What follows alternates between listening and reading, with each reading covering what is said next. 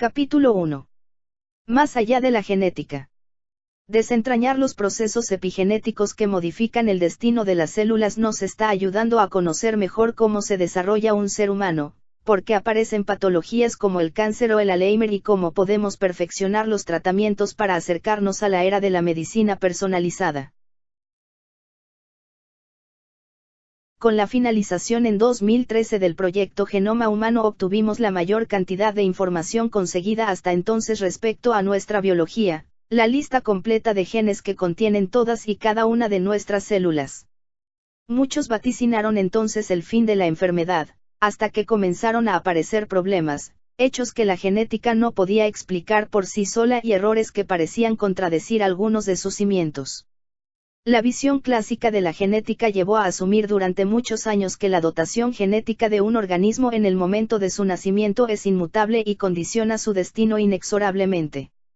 Se instauró así un determinismo genético que, no obstante, comienza a diluirse. ¿Cuál es realmente el papel del ambiente? No influye en absoluto sobre la actividad de los genes y su efecto final sobre el organismo. Para responder a estas preguntas hubo quien se fijó más en las células que en los individuos, y en los momentos tempranos de la vida embrionaria antes que en los seres adultos, llegando a asentar la disciplina que hoy día conocemos como epigenética. El biólogo escocés Conrad Hall Waddington acuñó el término con el objetivo de intentar dar nombre a esos procesos que, pese a no ser capaz de desentrañar, entendía que actuaban como mediadores entre los estímulos que una célula recibe desde el exterior, fruto de su interacción con el medio y con las demás células que la rodean, y el efecto final sobre la actividad de sus genes. Los mecanismos epigenéticos dosificarían la información confiriendo a dicha célula propiedades nuevas, capacidad de responder a cambios externos. En definitiva, modulando pero al mismo tiempo afianzando su destino. Trasladar estas conclusiones al individuo completo, ya desarrollado, nos permite entender un poco mejor cuán probable es que exista un nivel de regulación que actúe como mediador entre ambiente y genética. Este es el lugar que ocupa la epigenética, una disciplina que parte de la genética clásica para ir más allá, para mostrarnos que los genes no tienen la última palabra y que el destino celular no está sellado de manera irreversible. El debate, adquirido versus innato, ya no es tal. Ahora sabemos que el ser humano no solo se define por la composición del conjunto de genes de sus células, el genoma, sino que su epigenoma, influido por el ambiente, es vital en su existencia. El epigenoma es un conjunto de marcas químicas sobre el genoma que dirigen acciones tales como la activación o desactivación del gen que se ha marcado y el control de la producción de proteínas a partir de ese gen concreto.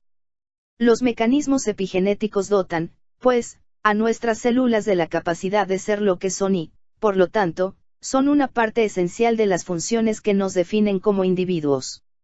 Están detrás de procesos tan básicos como respirar, moverse o digerir el alimento, pero también de otros aún en la frontera de nuestro conocimiento, como sentir, pensar o amar. Solo entendiendo estos mecanismos podremos comprender la maravillosa complejidad del ser humano, y también mejorar en el diseño de terapias adecuadas para patologías como el cáncer. La epigenética y la genómica de alta resolución abrirán las puertas a la tan ansiada medicina personalizada, que permitirá diseñar tratamientos para un individuo según sus características genéticas y celulares específicas. Para poder entender plenamente cómo la epigenética es capaz de modularnos, incluso podríamos decir de programarnos, para ser quienes somos, antes debemos comprender la base molecular de nuestra existencia. El destino escrito en los genes. Las aproximaciones indican que un ser humano podría tener entre 50 y 70 billones de células en su organismo. Estas se agrupan y constituyen tejidos altamente especializados, que a su vez dará lugar a los órganos. Cada una de estas células constituye una entidad en sí misma, capaz de nutrirse, comunicarse con otras células, crecer e incluso reproducirse. Pero en el conjunto de un organismo pluricelular, cada célula tiene una función muy específica durante su vida, la cual viene determinada por el conjunto de proteínas del que dispone. Las proteínas son los ladrillos que construyen tanto la mayoría de las estructuras de la célula como las máquinas moleculares que le proporcionan sustento, forma y multitud de propiedades. Para que una neurona, que es una célula del sistema nervioso, sea funcional, necesita exhibir en su superficie determinadas proteínas que permitan el intercambio de pequeñas partículas con carga eléctrica, iones de diferente naturaleza, a través de su barrera externa. Este intercambio de iones entre el exterior y el interior constituye la base de la comunicación eléctrica entre neuronas. Por otro lado, una célula del sistema inmunológico como un linfocito, cuya función principal es patrullar el torrente sanguíneo al acecho de invasores o cuerpos no deseados, deberá presentar en su superficie otro tipo de proteínas, receptores específicos de reconocimiento de moléculas. Al mismo tiempo, deberá generar proteínas que inicien una respuesta inflamatoria para luchar contra dicho invasor, o que controlen su capacidad para multiplicarse mediante la regulación de la división celular. El conjunto de proteínas que una célula expresa es el responsable del aspecto final, de la forma, de las capacidades y, por tanto, de la función de dicha célula. Este conjunto de rasgos es lo que llamamos fenotipo, en contraposición al genotipo, que es el conjunto de genes que la misma célula porta en su interior. Porque, de manera simplificada, podemos afirmar, y esta es una de las claves para comprender la vida, que cada una de estas proteínas proviene de un gen, de un fragmento de información en forma de ADN, entre los miles que guarda el núcleo de nuestras células. El ADN o ácido desoxirribonucleico se encuentra en todos los seres vivos y pertenece a la familia de los ácidos nucleicos, que son moléculas de gran tamaño que tienen una naturaleza química similar a la de las proteínas pero una función muy distinta. Todo el ADN de una célula, el conjunto de sus genes, que conocemos como genoma, determina su identidad. Y todas las células de un mismo organismo comparten esa identidad porque todas, sin excepción, han derivado de una misma célula original por sucesivas divisiones. Los primeros pasos hacia la epigenética.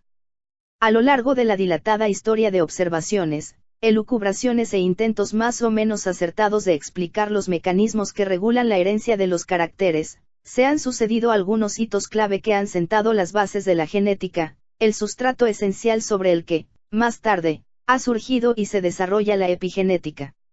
Aparte de la célebre teoría de la evolución de las especies, basada en las observaciones de los naturalistas británicos Charles Darwin y Alfred Russel Wallace, que impregna todas y cada una de las ramas de la biología, otro avance destacado fue la enunciación en 1866 por parte del monje y naturalista austríaco Gregor Mendel de las leyes que modelan la transmisión de caracteres de progenitores a descendientes.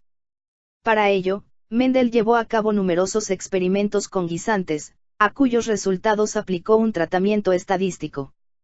Por otro lado, el descubrimiento, casi un siglo después, de la estructura molecular del ADN, la famosa doble hélice, permitió comprender los mecanismos básicos por los que la información contenida en el ADN termina convirtiéndose en proteínas, que son las que finalmente hacen que una célula tenga una u otra característica, una u otra función. Los biólogos Francis Crick y James Watson, británico y estadounidense respectivamente, dedujeron en 1953 la estructura de la molécula de ADN a partir de una imagen de rayos X obtenida por la química y cristalógrafa británica Rosalind Franklin. Pues bien, que determina que una célula tenga un cierto conjunto de proteínas y la célula vecina tenga otro. Si tienen el mismo genoma, el mismo ADN, ¿por qué son tan distintas? ¿Qué hace que dos gemelos monocigóticos, que son genéticamente idénticos, puedan tener distintas enfermedades a lo largo de su vida? Porque unas personas padecen depresión, otras algún tipo de cáncer y otras Alzheimer si no se les encuentra ninguna alteración genética asociada. Todas y cada una de estas preguntas pueden responderse mediante la epigenética.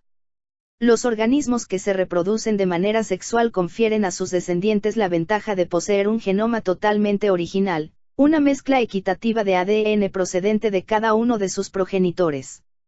Esta mezcla de genes hará que el embrión en desarrollo se parezca a ellos, pero ostente diferencias que lo hagan único, mejor en muchos aspectos, con las consecuencias evolutivas que eso conlleva. El nuevo e híbrido genoma, que es la seña de identidad de este cigoto, se mantendrá intacto división tras división, hasta dar lugar a un ser humano completo. En cada una de estas divisiones celulares embrionarias, las células hijas se van especializando poco a poco mediante un proceso llamado diferenciación celular, la clave de la diversidad estructural que encontramos en los organismos pluricelulares. Todas las células de nuestro organismo comparten el mismo genoma y sin embargo son muy diferentes unas de otras, lo que significa necesariamente que existe algo que permite a las células interpretar de manera diferente dicho genoma. Pero antes de profundizar en esta idea de la lectura e interpretación del libro de instrucciones, es preciso entender cómo está escrito dicho libro. Comprender de qué está formado el genoma humano y descifrar el lenguaje codificado por el ADN. El ADN, el lenguaje de la vida. Cada célula viva, ya sea en sí misma un organismo, como podría ser una bacteria, o parte de un cuerpo multicelular, contiene una o varias moléculas de ADN. Son moléculas largas, formadas por la concatenación de unidades más pequeñas. En el caso de los seres humanos, el ADN es una cadena de aproximadamente 2 metros de longitud que se encuentra altamente empaquetada, formando los cromosomas contenidos en el núcleo de todas y cada una de nuestras células. Cuando hablamos del genoma humano nos referimos al conjunto total de moléculas de ADN en forma de cromosomas que hay en una célula, y que es igual al que se encuentra en cada una de las células que constituyen el mismo organismo. El genoma humano contiene información suficiente para construir algo más de 25.000 proteínas, aunque en cada célula no se fabrican todas, sino solo algunos subconjuntos de ellas. Las proteínas son las encargadas de llevar a cabo las funciones celulares, ya sea organizando la supervivencia o la división celular, o dirigiéndose a puntos distantes del organismo en forma de hormonas para regular a otras células, entre otras muchísimas funciones.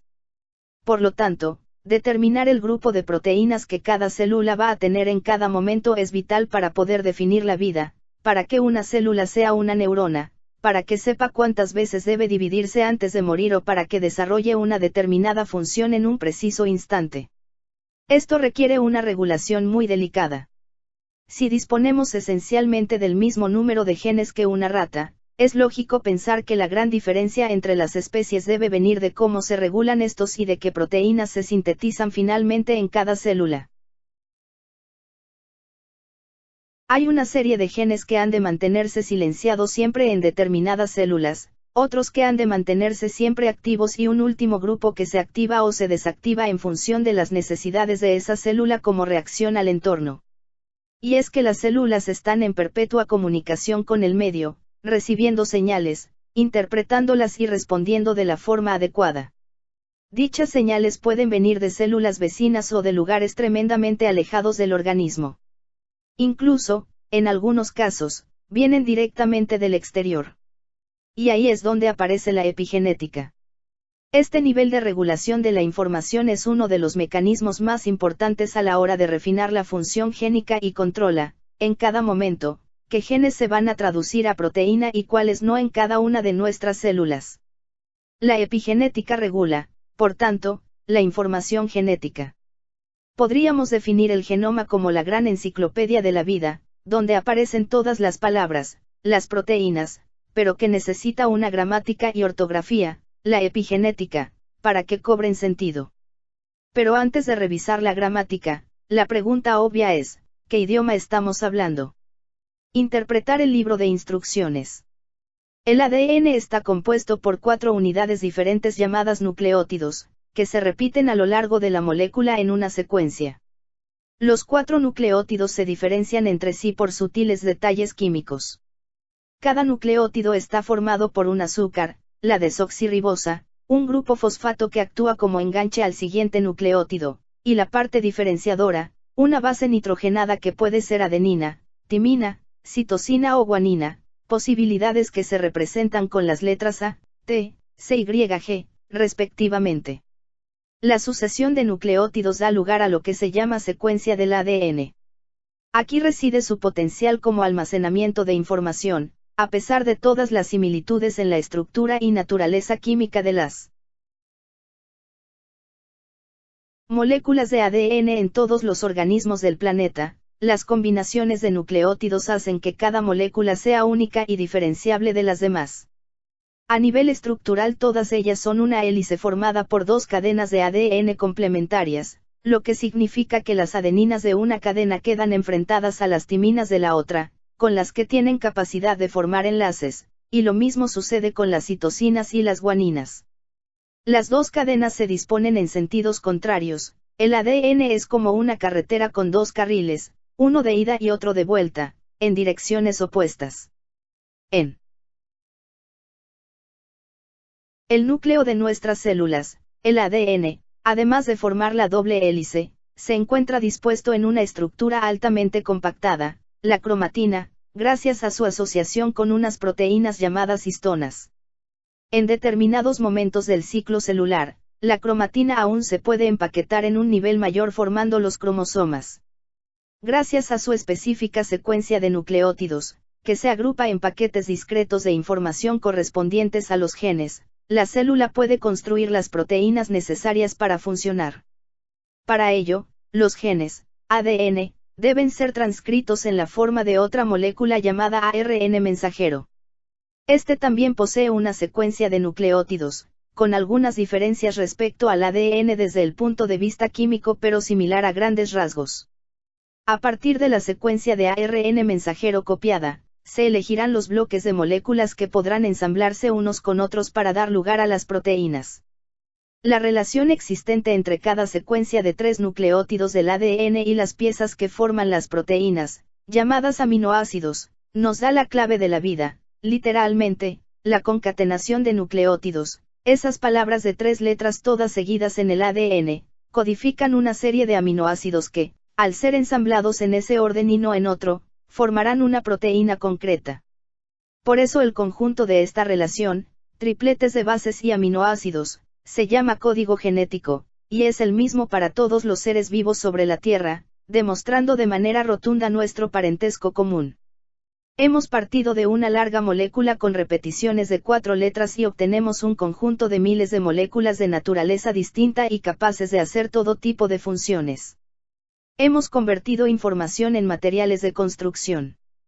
Pero es obvio que el proceso es más complejo, y la secuencia de letras es algo más que eso. Imaginemos la organización de la secuencia como un tren de pasajeros. La locomotora llevaría la voz cantante a la hora de decidir si el tren se mueve o no. Los vagones van llenos de ingenieros que transportan los planos para la construcción de una máquina concreta. Solo si el tren se mueve los pasajeros llegarán a su destino, y podrán ponerse manos a la obra. Por lo tanto, la regulación del movimiento de la locomotora es clave, y si no hay maquinista, jamás se moverá. En esta analogía, la locomotora es la región promotora de un gen, requiere que un cierto tipo de proteínas se unan a esta región para activar la expresión génica, un maquinista que se ponga a los mandos. De ser así, se llevará a los pasajeros a su destino y se les permitirá trabajar. En realidad este viaje es un traspaso de información. Un equipo de proteínas especiales, una vez dirigidas por el maquinista, se pondrán a copiar los genes del ADN en forma de ARN mensajero en un proceso conocido como transcripción. Harán copias de los planos que llevan los pasajeros para poder pasarlas a la siguiente cuadrilla de trabajadores, los que se ensuciarán las manos montando las piezas de las máquinas, en lo que conocemos como traducción, el paso de ARN a proteína, siguiendo escrupulosamente las reglas establecidas por el código genético. Desde el inicio de la transcripción hasta la traducción, pasando por el transporte del ARN fuera del núcleo, todas las etapas están finamente reguladas. Cualquier mecanismo que impida la subida del maquinista a la locomotora o entorpezca el avance del tren puede afectar al proceso y, por tanto, a lo que los pasajeros del tren puedan construir. La información que llevan nunca llegará a su destino, pero puede servir para otros propósitos, que explicaremos a su debido tiempo, relacionados con la epigenética. Porque los reguladores epigenéticos participan de todo este proceso, bloquean las locomotoras, impiden que los ingenieros se encuentren con los operarios o sencillamente enganchan los vagones de forma que no hay manera de que el tren avance. La epigenética, siendo estrictos, Es una rama de la genética que engloba todos aquellos mecanismos que matizan y puntualizan la mera sucesión de instrucciones, las moléculas de ADN, para construir proteínas. Hay otros mecanismos celulares que pueden afectar al funcionamiento de los genes, pero lo interesante de la epigenética es, por un lado, que el efecto puede ser duradero, tanto como para resistir división tras división celular, transmitiéndose de célula madre a célula hija, y, por otro, que ese efecto puede haber sido motivado por cambios en el exterior celular. Las implicaciones de estas dos sutiles diferencias son increíblemente importantes, como desgranaremos a lo largo de los siguientes capítulos, pero antes profundicemos un poco más en el funcionamiento de estos peculiares mecanismos. Los tres niveles de la epigenética.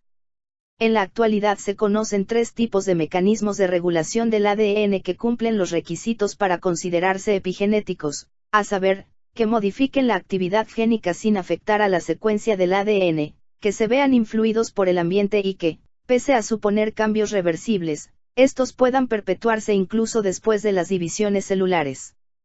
Se trata de la metilación del ADN, los mecanismos de remodelación de la cromatina mediados por el código de las histonas, y la expresión de ARN no codificantes.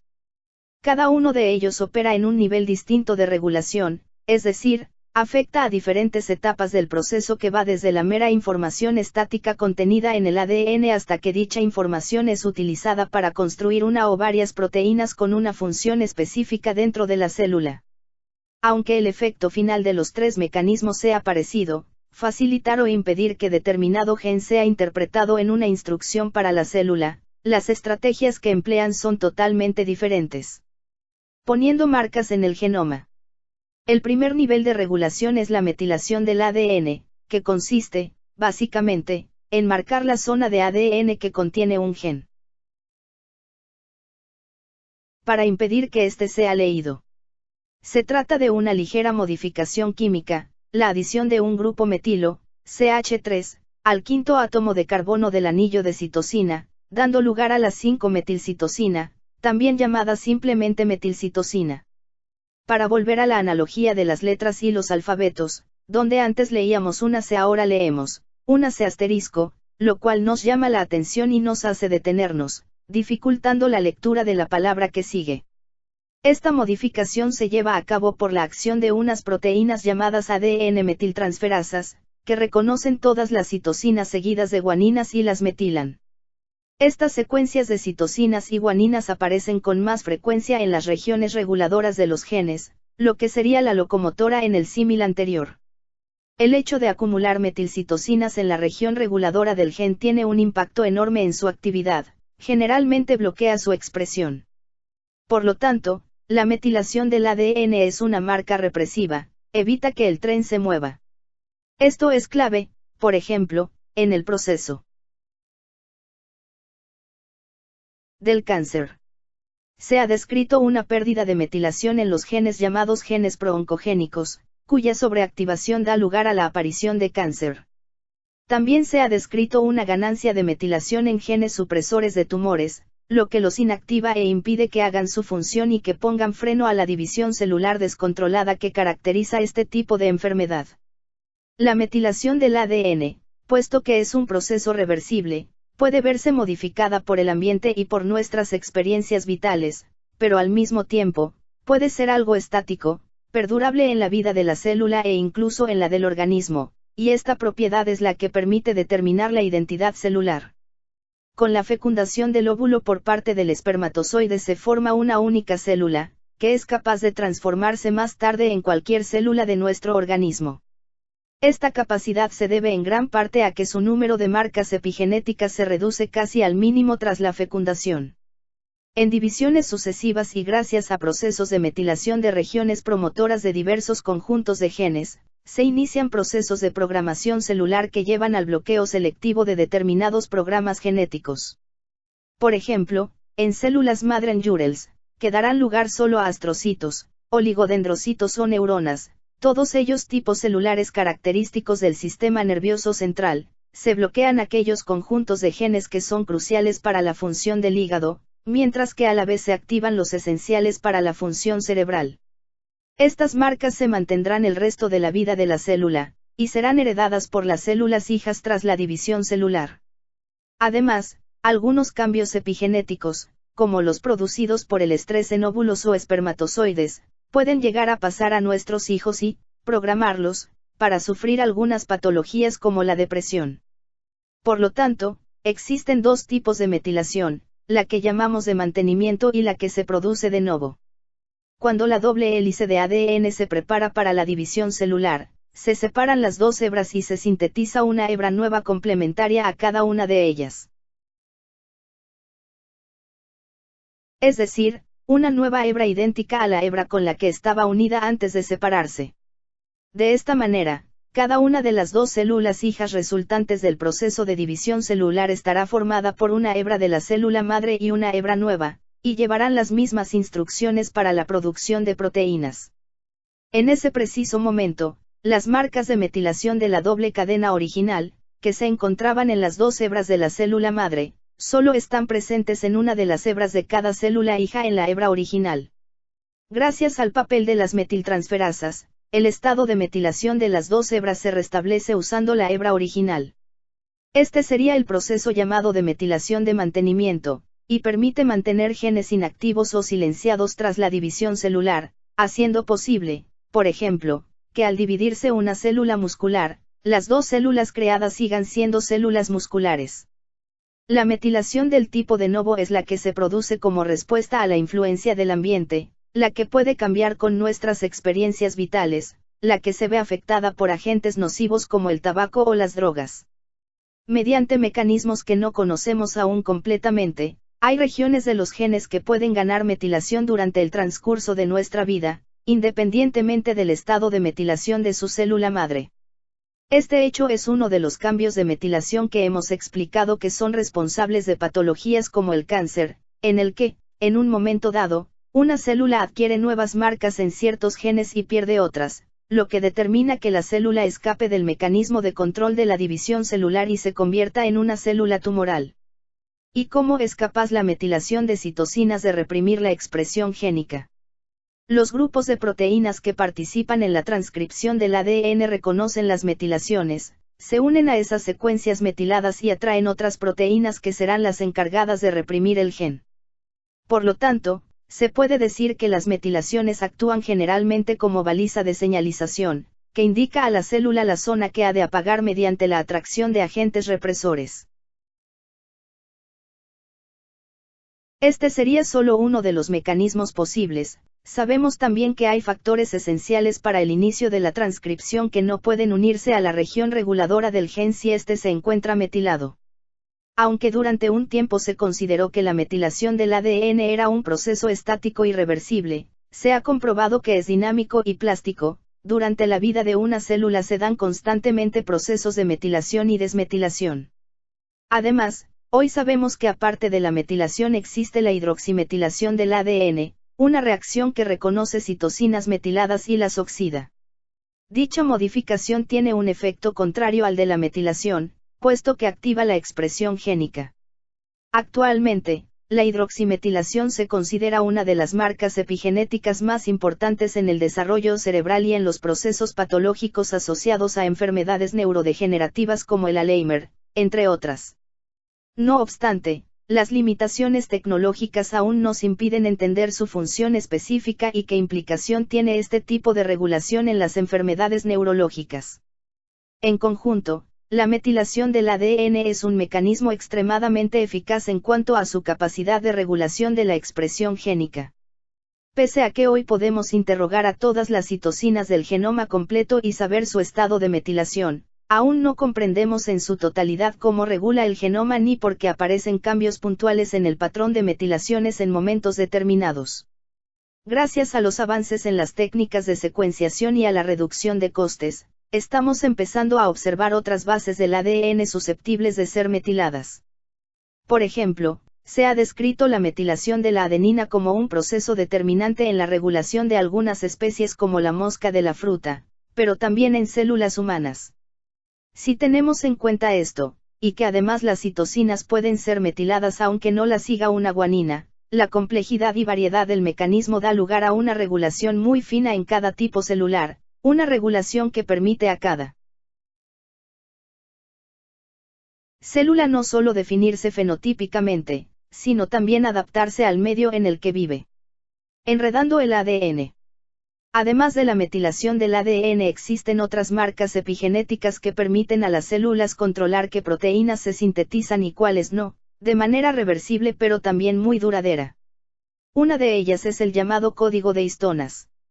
Antes hemos mencionado que el ADN es una doble hélice altamente empaquetada en el núcleo de nuestras células.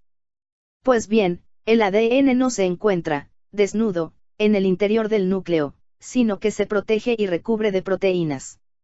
Las histonas son proteínas que se encargan de empaquetar el ADN formando una especie de ovillo sobre el que se enrolla la doble cadena, dando lugar al nucleosoma. La formación del nucleosoma permite reducir la longitud de la cadena de cromatina a una sexta parte.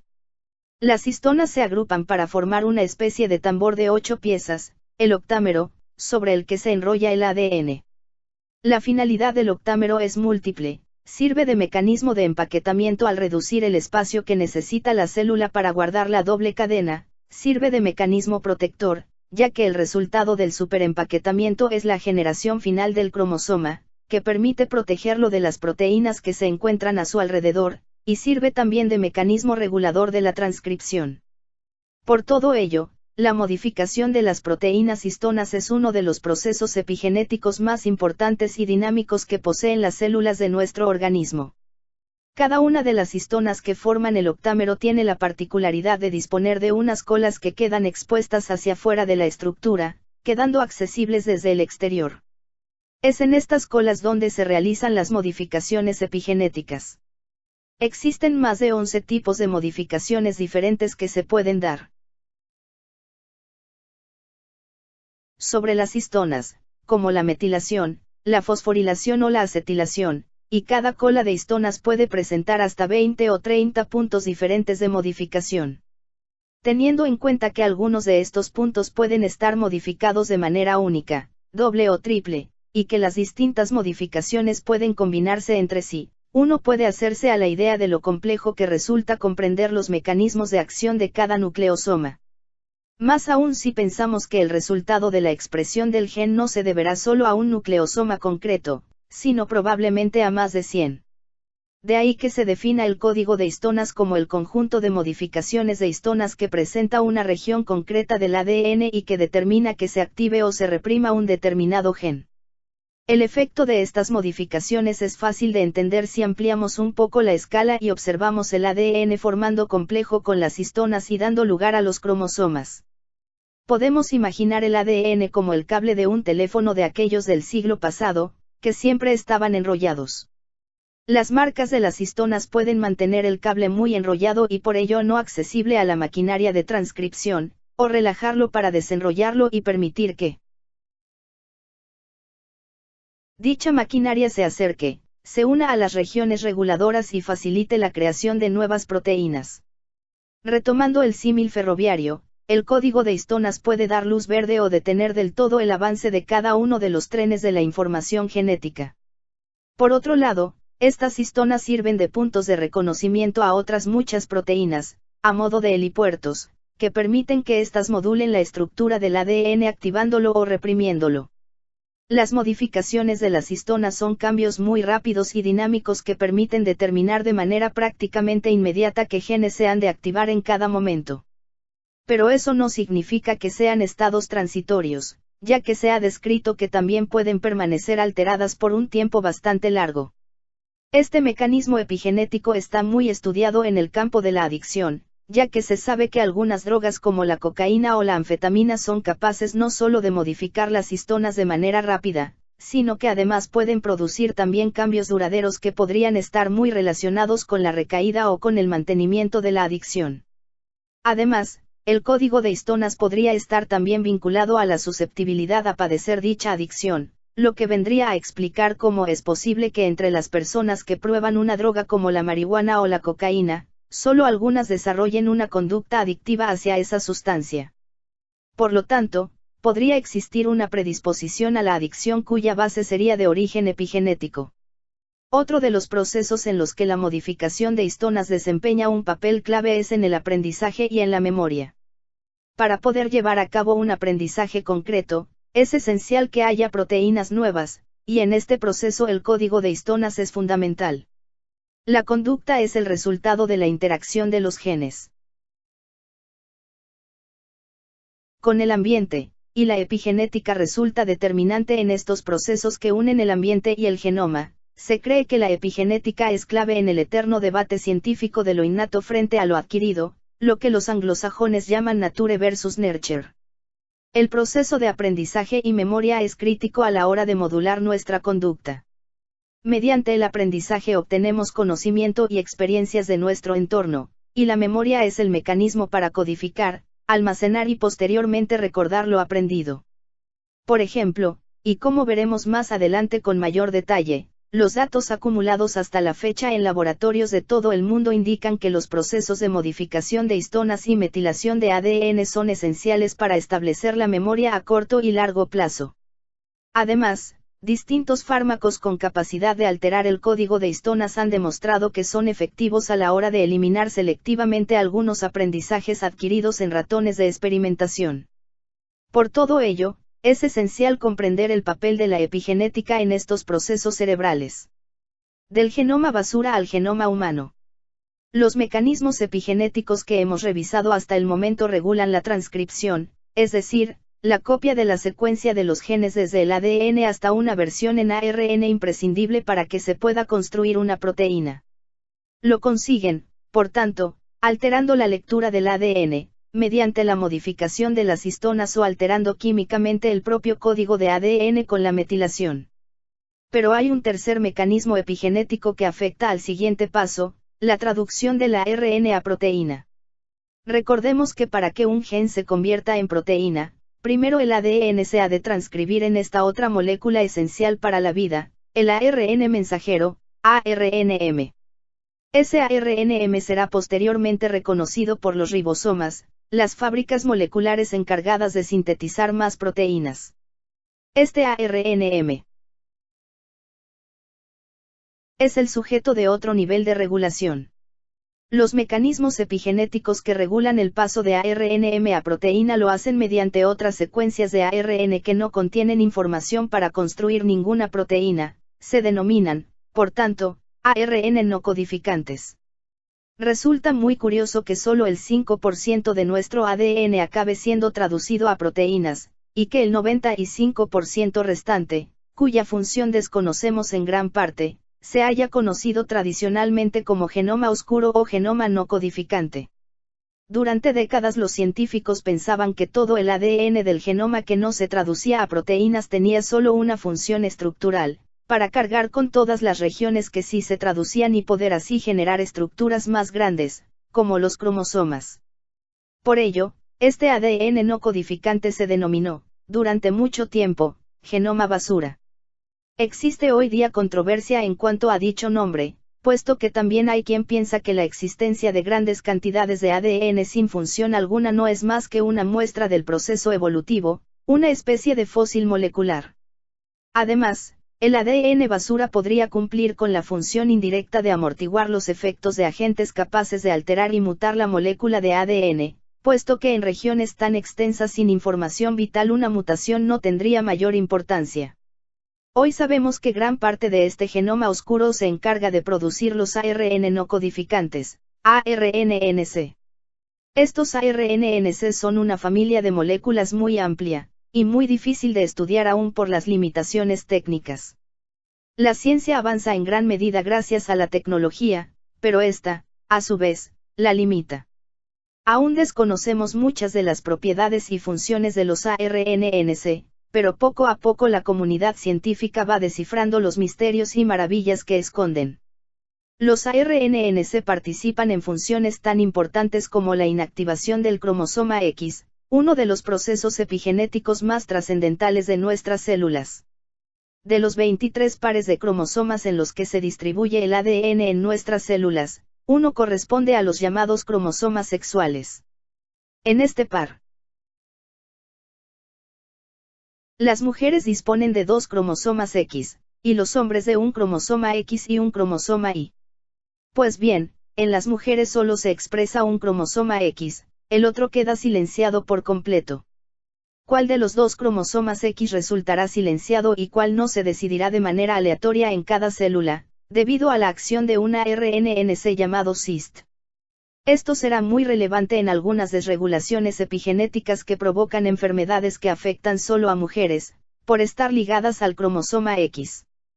En total, existen aproximadamente hasta 50.000 ARNNC de cadena larga distintos en humanos, hecho que demuestra su importancia en la regulación del genoma. Pero quizá, dentro de este conjunto de moléculas reguladoras codificadas por el genoma oscuro, las mejor estudiadas hasta la fecha sean los ARNNC de cadena corta. Mientras que la mayoría de los ARNNC de cadena larga interaccionan con el ADN, los de cadena corta lo hacen con los ARN mensajeros. Existen muchísimos tipos de ARNNC de cadena corta, y conocemos muy poco de ellos. Un ejemplo prototípico de ARNNC de cadena corta son los microARN, que son aquellos con un tamaño aproximado de entre 19 y 24 nucleótidos, un contraste sobrecogedor si pensamos en los miles o incluso decenas de miles de bases de los ARNNC de cadena larga. En la actualidad sabemos que existen más de 2.500 microARN diferentes. La mayoría de ellos parecen compartir un mismo mecanismo de acción para reprimir la actividad de un gen. Hasta el momento en el que se generan los microARN, el funcionamiento es el mismo que el de una RNM, la información del ADN ha sido transcrita en ARN. Pero los microARN nunca llegarán a ser proteínas.